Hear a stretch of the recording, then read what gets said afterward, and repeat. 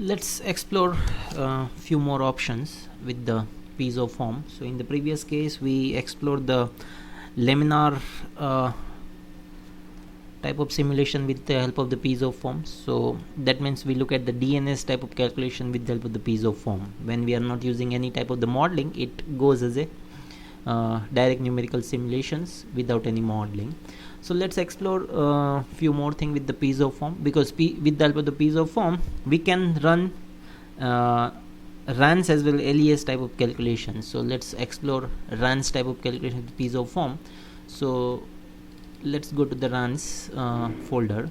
So here we have a couple of few more tutorials, and with the help of that we try to look at the certain settings with the runs calculations. So first go to our simple KVT tutorials. KVT and K omega is the turbulence model we're going to use. Okay, so let's go to that particular test directory. Let's open the file, clean the tutorial. Okay, let's say block mesh. Okay, now before we try to go towards simulation, let's explore certain things. So let's look at the transport properties. We're going to run for 10,000 RE. Along with that, let's look at the turbulence property. So here we have a runs. Let's explore certain entries. So let's say misspell here. Okay, so what different options available? So let's say piezo form. Okay, so we have a 3 options available. Either we go with the laminar that we did in the previous case, or go with the runs, or go with the LES. Okay, so let's say right now we are interested with this runs type of calculations. So for that, let's look at what different type of the models available in the incompressible domain with the open form. So what I did, I just created explicitly error in the runs models. So when you say runs, it try to read this runs all the options. Okay, so that is the idea. Even though you specify certain model, you say turbulent off, then it's not going to activate that particular turbulence model what you kept here in the runs model. Okay, so let's explore again. So look, at a runs level, that many options are available at this particular location. So let me put it here for our reference. So that many options is available, and one can simulate piezo form with either of any of these options. Okay, out of that, normally people go if something like this way. If you are working with the internal flow, okay, then K epsilon is that means K epsilon family type of the model is the good choice. So start with the standard K epsilon model, then RNG K epsilon, or realizable K epsilon. And if you are talking about internal flow but very sharp separations, like flow in a wavy channel, or some flow is passing through the obstacle within some channel, so then go towards the V2F type class of the model. It give you the better answer. If you go towards, let's say, external aerodynamic type of the calculation, then Spelart-Alamus is one equation model. It's very robust for aerodynamic calculation. Or you can go with the K omega or K omega SST base models. So this is certain choice. Normally people go with either of this class of the models. Okay, so this is how you can select the models at K omega at a turbulence property area. Okay, so let try to explore. When, let's say, right now we want to run with K omega type of the model. When you are working with the K omega model, so certain changes is required. So what changes is required, let's see. So in the 0th folder, previously we have a U and P file only. Now we have a K and omega extra file, along with that and nu tilde. Okay, nu tilde, it is tilde, that means it is about the turbulent viscosity. Okay, so we have to define certain boundary condition for that. So let's try to open all these files. Okay, so let's go with our previous file. So U, we have a fixed velocity, top wall moving. Okay, and pressure 0 gradient. Along with that, we require the K value. Okay, so K, this is initial gas. Okay, so right now we don't have any inflow or outflow, so you can go with the very reasonable low value plus but please understand, if you keep 0, then it is not the good way to work with the turbulent flow. So from my experience, I observed that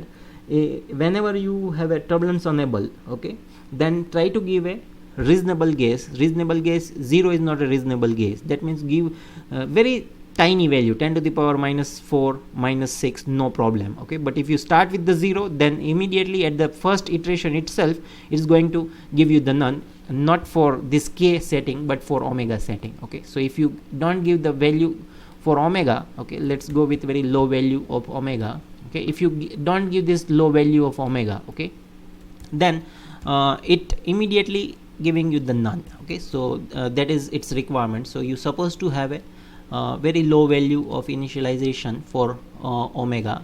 So please remember, if you give 0, immediately it's going to go towards the divergence, okay. So immediately you're going to get a none value, okay. Along with that, there is a few more entry you can see. There is a wall treatment, okay. So near wall, we are working with omega wall functions, okay, and this is just fixed value, okay. So no worry about that part. But this omega wall functions, along with that you can see the k standard wall functions. So this is about the standard wall treatment, okay.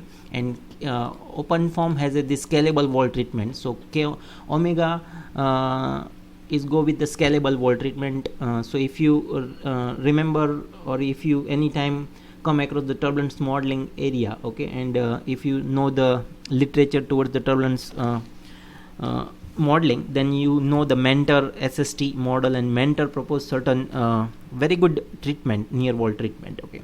So there it is called the scalable wall treatment. So what mean by scalable wall treatment is something like this way: we supposed to capture the viscous sublayer, okay, but with the, if we want to capture the viscous sublayer, okay, then there is a two way you can capture the viscous sublayer. Either you go with a very fine mesh, okay. So yeah, that means within the viscous sublayer zone of your boundary layer, you're supposed to have a something like 7 to 8 grid point, okay.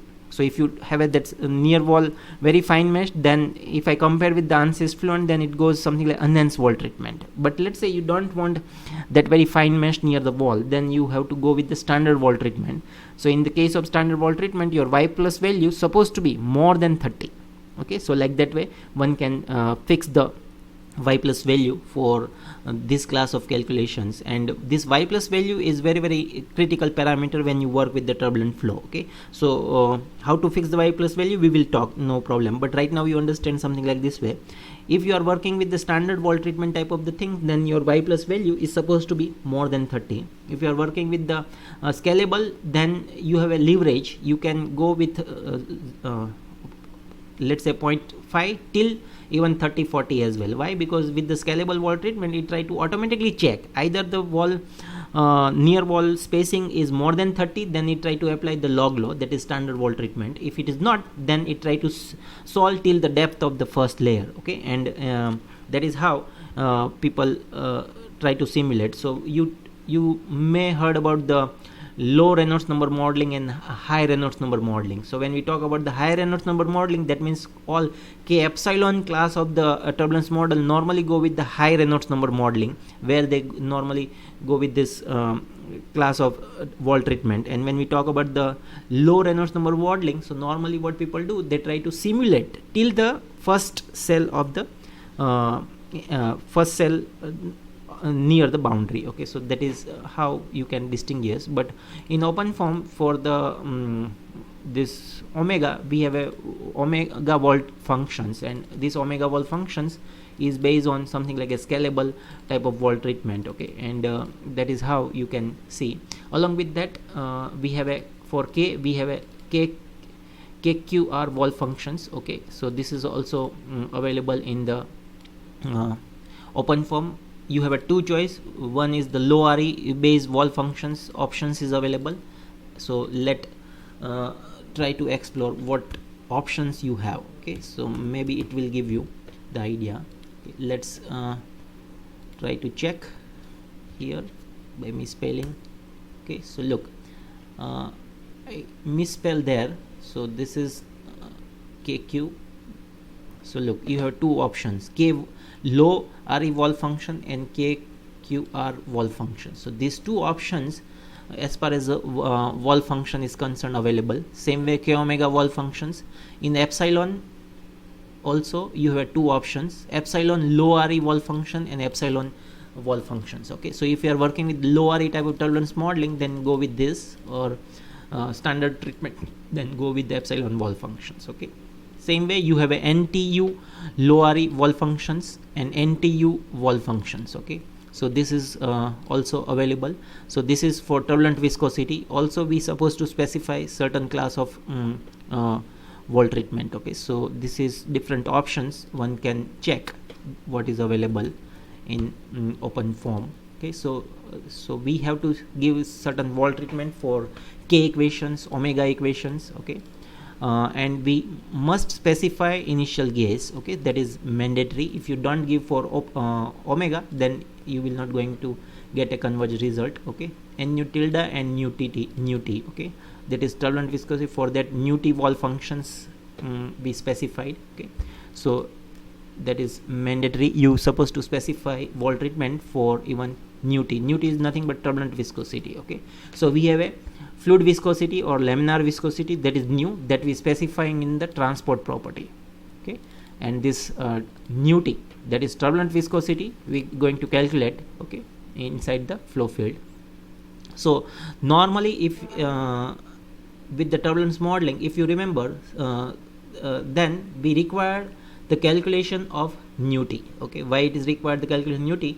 So let me remind you, let's say you working with the RANS modeling. Okay, so if you do the time average so if you apply the Renaud decomposition on our Navier-Stokes equation, then we go toward the time average Renaud transport equations, or Renaud averaged Navier-Stokes equation. Okay, it's called RANS equation. So when we look at the RANS equation, and when we apply the Renaud decomposition, we come across the extra term in the Navier-Stokes equation. So we come across 6 extra term or 6 Renaud stresses. Now we have equation total 4, 3 component of Navier-Stokes equation and 1 pressure equation, and total we have a 10 unknown. We cannot bridge the gap. So what normally people do, we require certain modeling. So either go with the Renaud stress based turbulence modeling. So if you go towards Renaud stress based turbulence modeling, then we have to create a 6 additional equation and we have to solve all 6 equations. Okay,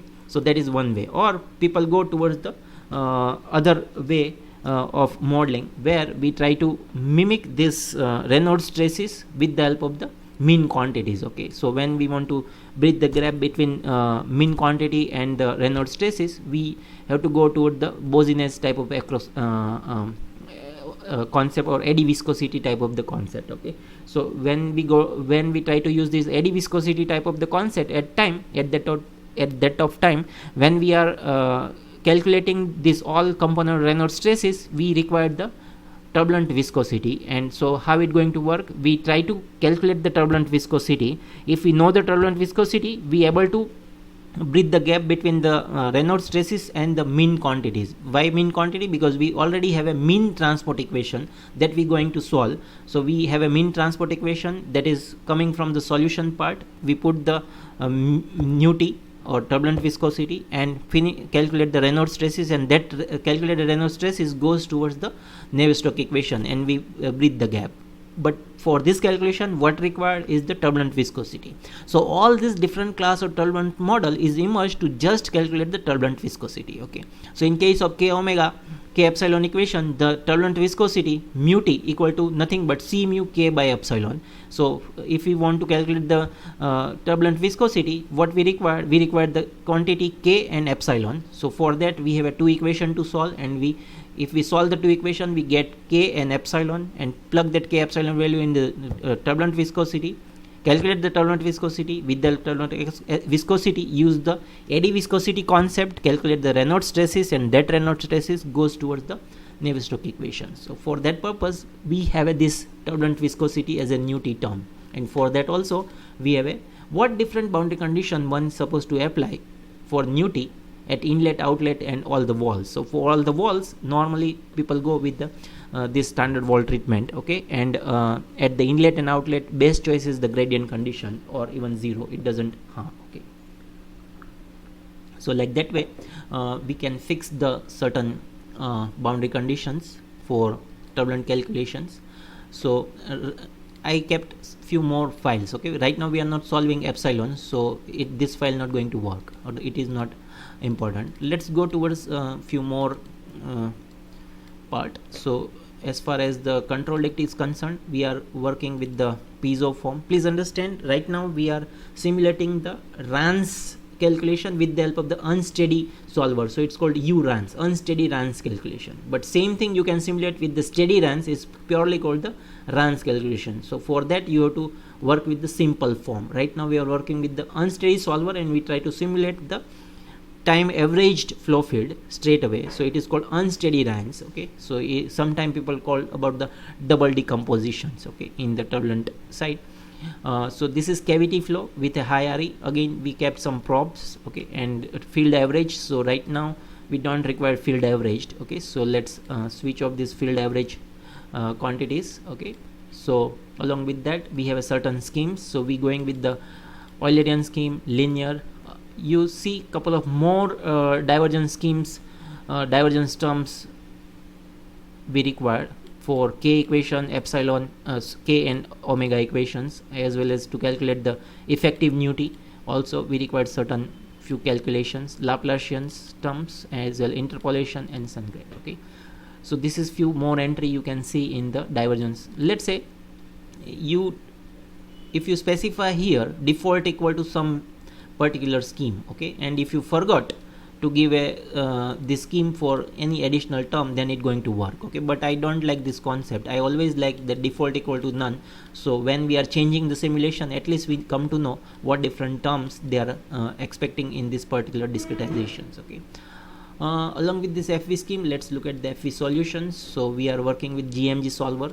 Okay, so you can see the relative tolerance for other than final calculation is 0.1. So either 0.1 first reach or 10 to the power minus 6 reach, the linear solver come out of it. But for the final go, we require 10 to the power minus 6. Along with that, we have a solver for U, epsilon, k, omega, newty, everything. So we have a certain more solver required. Okay, as well as piezo. So here our mesh is orthogonal, so no non-orthogonal correction required, and outer correction is equal to 2. So this is few setting we required when we are simulating this class of the case. Okay, so let's try to run this simulation. Okay, so we try to run with the help of our standard command. Let's start to running this case. So with the help of the standard syntax, tail f log f. So as I told you, in these calculations we are working with the k omega model. Okay, so if we not give the appropriate guess for omega value, then sometime it not going to work. Okay, so this is very important when we are working with the k omega base class of models. Okay, sometime what it required, we may change the RE to the lower value. Okay, and first let the flow to stabilize, then go towards the final go. Or if you check here, we are working with all the linear schemes. Okay, so sometime people try to mimic something like this way. First go with the upwinding schemes, okay, and then go towards the finer schemes. Okay, so either of the way you can stabilize the flows. Okay, so let's check the paraform, how it look like.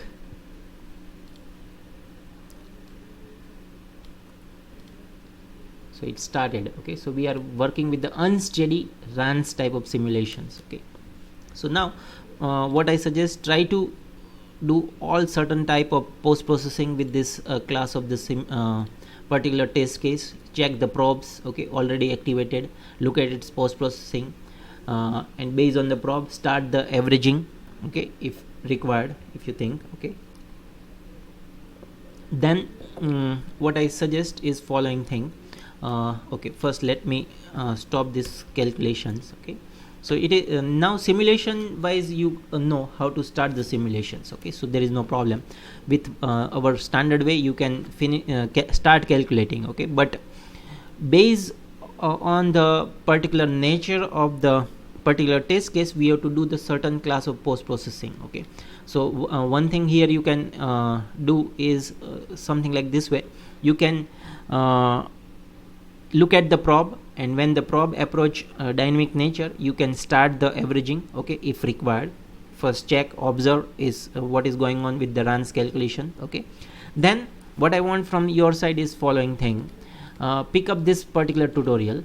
Okay, copy this. Right now we are working with the K omega Bayes model. Okay, I want you and piezo algorithm. Okay, I want something like this way. You first run it with the epsilon Bayes model.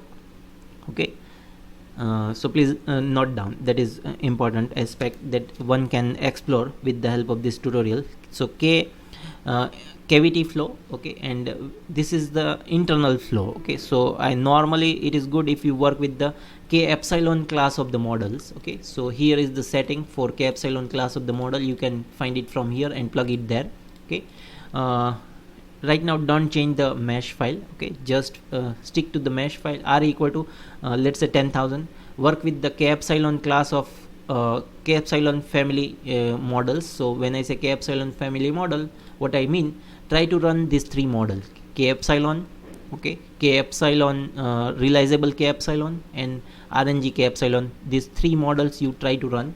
Okay, and then compare the result of all the three model with the help of the piezo calculations. And then next part, you copy this particular directory. Okay, and now run the same K epsilon Bayes model. Okay, what I mean to say, whatever the K epsilon Bayes model you are simulating. Okay, pick up any K epsilon Bayes model. Right now we are simulating with the piezo form. Create the additional tutorial with the help of the simple form. Okay, so in this here itself in the runs, create a simple form directory. Inside that you can copy all the three folders and try to run with the simple form. So what is the difference in between these two, piezo and simple? Simple form also going to work with the any type of runs based turbulence model. That means whatever the turbulence model, right now we are working with the piezo. Similar turbulence model you can work with the runs based calculations, but in the piezo we are working with unsteady runs, but in the simple we are working with the steady runs. Okay, so that is a big difference in between. So you can either go with unsteady runs, then if let's say you want to work with unsteady runs, then go with the piezo. If you want to work with the steady runs, then go with the simple. So what I want is something like this way. You run with the piezo with the time averaged, activate the average field. Okay, and look at the average part of that particular calculation. Then run with the simple form, and because simple form no averaging required. Okay, because it is straight away going towards the steady state calculation. So directly add up this setting and convert the test case for a simple calculation, and run piezo as well as simple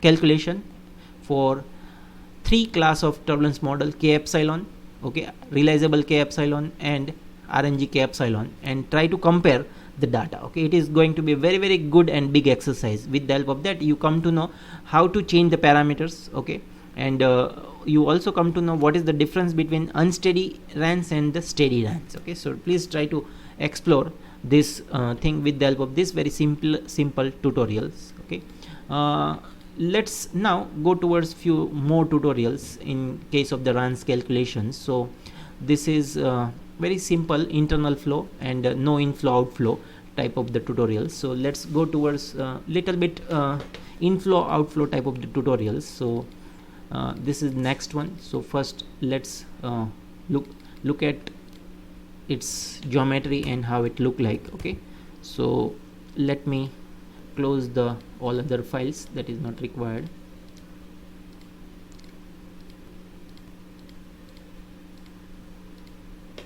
So let's open the readme file from this folder. Okay, first clean the tutorial. Let's create the mesh for this paraform. Check the mesh. So what the tutorial is, this is something like a backward facing step type of tutorial. Okay, so from here inflow is entering from this portion, this one. and from here it's going out. Okay, so inlet and outlet condition required, and all other are the walls. So this is all are walls. Okay, so if you want, then switch off everything, switch on inlet and outlet. Okay, so look, this is the inlet and outlet. If you activate the name, give you the name. Okay, and then you have upper wall. Okay, then you have a lower wall this way. Okay, upper wall, lower wall, and then front and back empty, because still we are working with the two-dimensional flow. So this is the geometry, and check the mesh. So this is the how the mesh is look like. Okay, so this is very simple mesh that is created with the help of the block mesh file. If you want to check how the block mesh is look like, for this you can quickly check how many blocks we constructed. Look, to create this mesh we develop a something like total 13 blocks is created, and based on this 13 blocks you can control the entire mesh size of this particular geometry. Okay, so this is how our geometry look like. Now let's explore certain things here. If you go towards first check turbulence model, so turbulence property and transport property. Okay, so inside the transport property we have to specify just nu t. Okay, so nu t is here. Right now we don't know what is its RE, so that is your job to explore what is the RE with which we are working with this particular test case. For that, go to the paraform. Okay,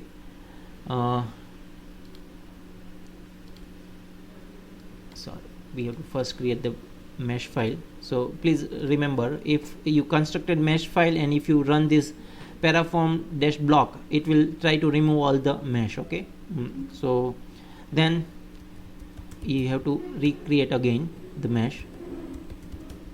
So block mesh, and when you go again to paraform, you come to know certain things. So switch off this, only activate the inlet. Okay, from the inlet try to check its geometrical configuration like this way. Okay, so what is exactly its size? So its size is something like 0 to 0.025. Okay, that is its inlet patch size. So 0 to so ultimately inlet patch size is 0.025. so if it is 0.025 is your length scale and your property is this, then try to figure out what is the RE for this particular simulations. Okay, so like that way you can check the RE. Along with that, just look at turbulence property. We're going to work with the K epsilon class of the models. So when we are working with the K epsilon class of the models, we have to specify the boundary conditions for all these quantities. So let's explore. Inlet velocity is 10 meter per second. So from here you get the inlet velocity. Paraform give you the length scale, and transport property give you the physical property. With the help of that you can figure out what is the RE. Now we specify the inlet. Outlet is gradient conditions. So wherever you specify the velocity inlet, so pressure goes gradient conditions. Outlet we have a fixed value pressure. Everywhere other it's walls, so we have a gradient pressure conditions. Okay, so like that way you can fix the pressure conditions, and then we have a epsilon and K. So look here, we specified at the inlet with the incoming flow how much is the turbulent is entering, what is the turbulent state when the flow is entering inside the domains. For that purpose we require this particular value. So from where you going to get this value?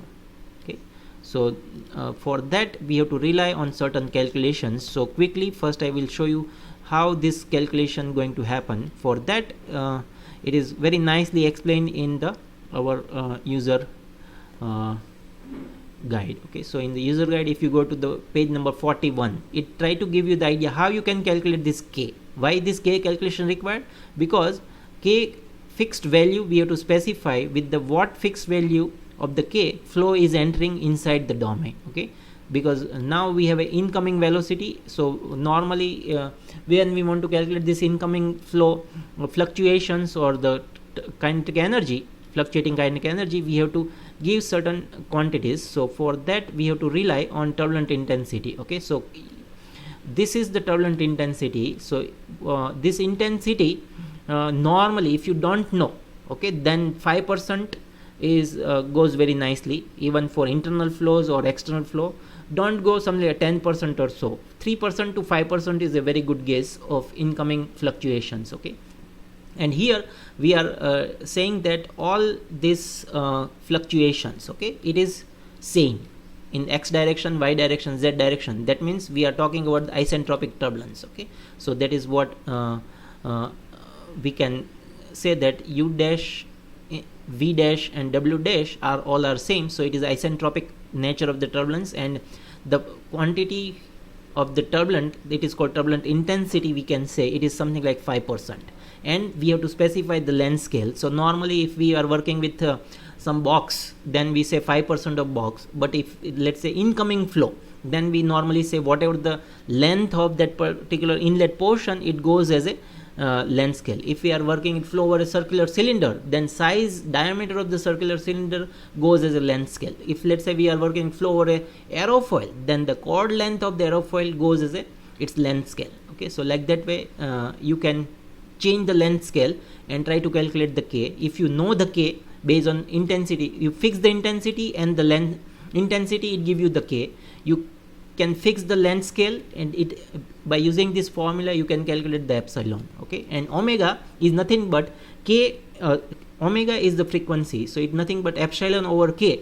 It give you the omega quantity. Okay, so it is very straightforward, and c mu is the it's constant, and for k epsilon or k omega base model, it's 0.09. Okay, so with the help of these calculations, it give you immediately what is the quantity for k, epsilon and omega. But you need not to worry. For this I created one Excel file, okay, and I kept in this particular folder.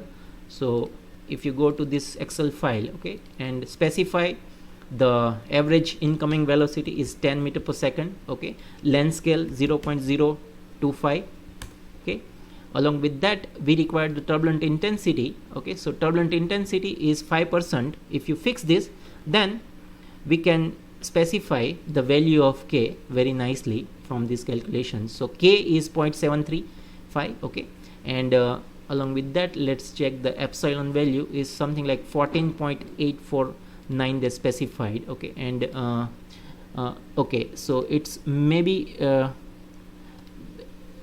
because of change in the length scale. Okay, so if what length scale we going to fix, based on that this quantity is going to vary. But okay, intensity is 0.05, so no problem, k is correct. Epsilon we require the length scale. Okay, so this length scale right now is 0.25, okay, so 0.025. okay, so it give you the 1.5093. okay, so you can change this value. Let me again check in the para form exactly what's supposed to be the length scale for inlet portion. Okay, so if we check the length scale for inlet patch, let's look at its dimension. Okay, so it gives us the idea exactly. So let's check.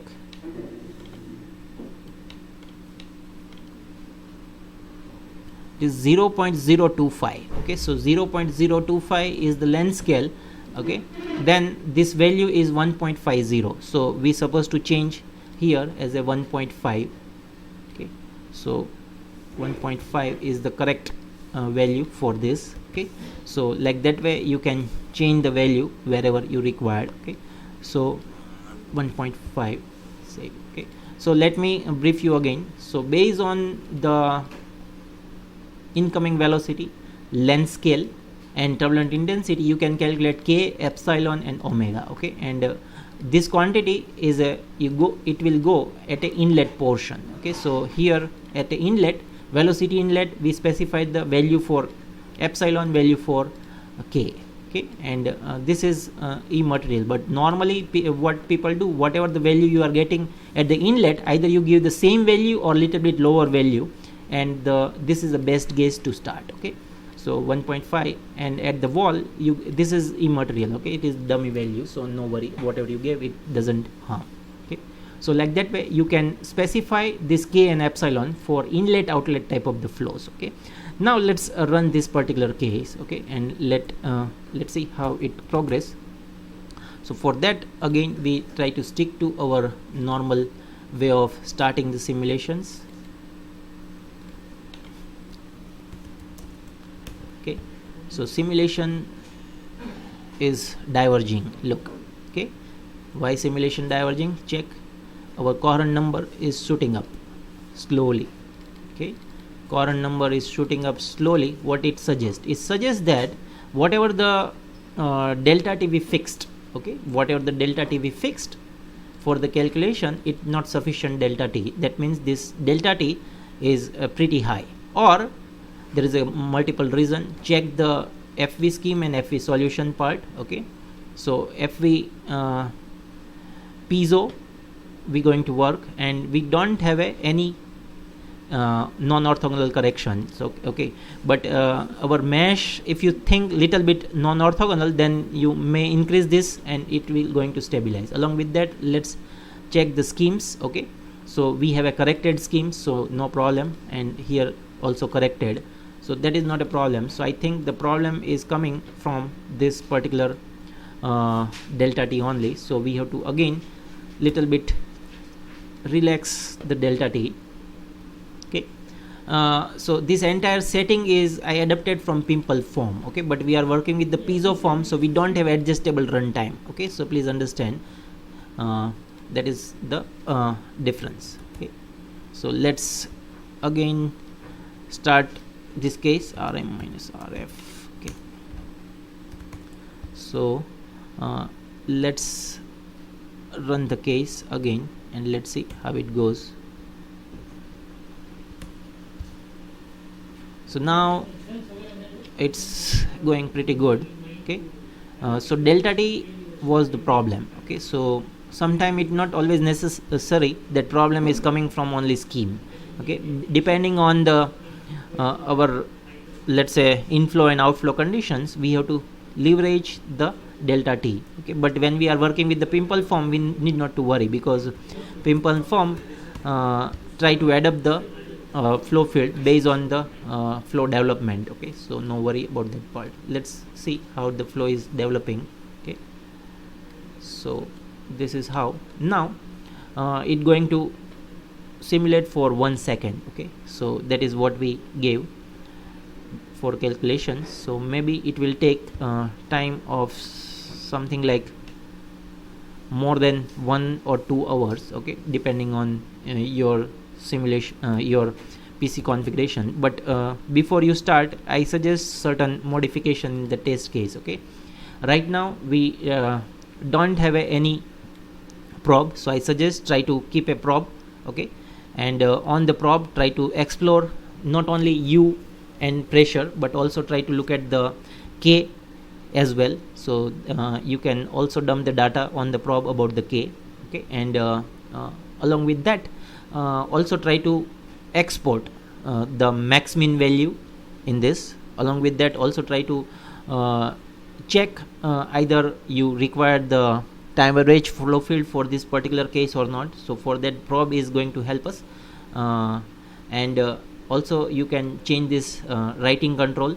Okay, based on our previous tutorial. What I mean to say, if you go towards trans cavity omega, okay, system control dict. Okay, so this is exactly the piezo setting. You can change this right control from adjustable towards this way. Okay, so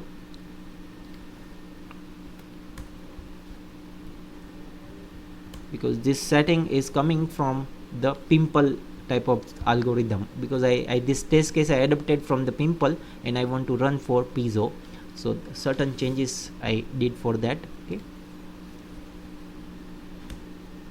now it's till it is running. Okay, but now it's going to store the data by every certain time only. Okay, previously if you see, it try to dump data for each 0.03 this way. Okay, so like that way you can change the settings. Okay, I going to stop this particular test case. Okay, So please note down certain things that we created inflow outflow type of the case. So we required the boundary condition for k and epsilon. So for that we have to rely on turbulent intensity.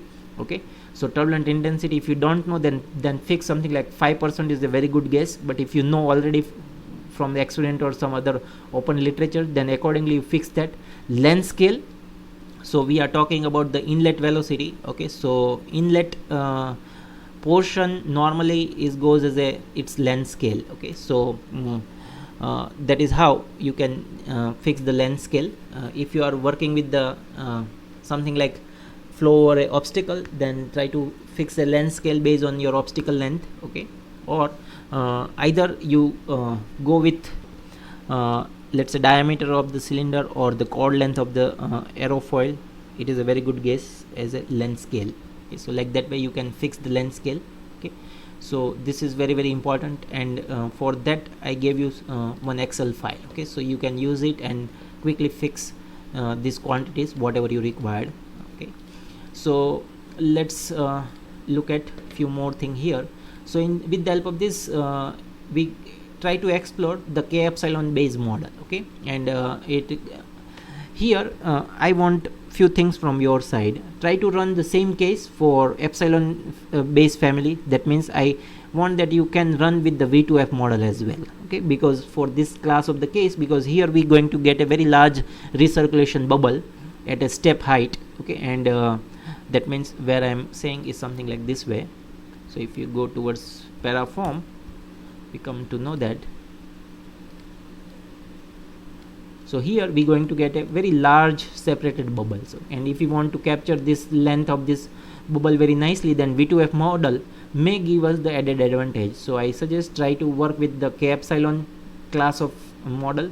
So go with the standard k epsilon, realizable, RNG and V2F, and try to compare this recirculation length. Okay, so this we run with a unsteady solver. Again you run with the simple solver. Okay, when you work with the simple solver or simple form, you come to know that what is the, exactly the size of this particular bubble, and maybe for simple solver you may get this stable solution very quickly as compared to this unsteady solvers. Okay, so sometime if you know that I am going to get a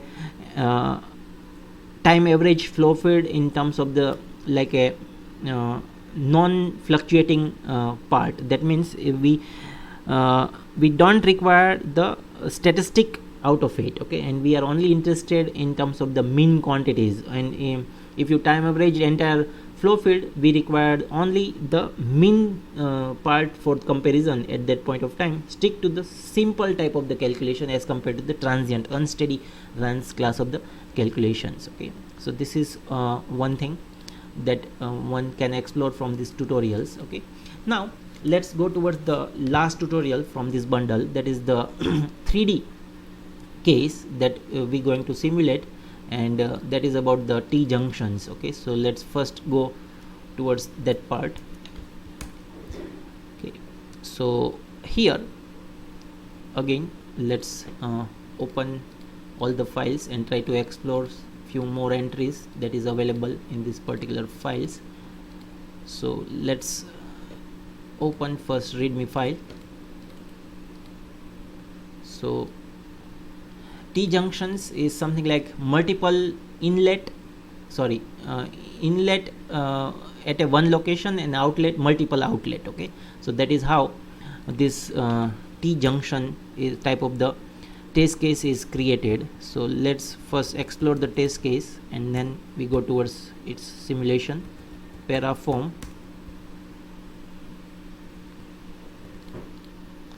So here is the test case. Okay, it is three-dimensional in nature. Okay, so this is a very coarse mesh. Okay, just to mimic how the flow field is developed in 3 dimension. Okay, in the all till now all the cases we have a only one cell in the z direction, but here we have multiple cells and flow is entering from inlet portions. So let's explore what is inlet and inlet 1 2 and outlet 1 2. So this is inlet. Okay, inlet 1 is here and outlet 1 is here and outlet 2 is at the top. Okay, so let's give the name to the patch. So inlet, outlet 1 and outlet 2.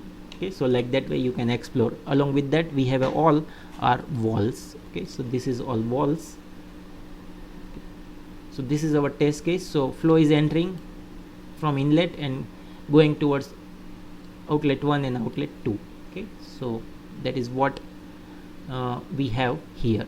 Okay, so now let's look at certain entries inside the 0 folder and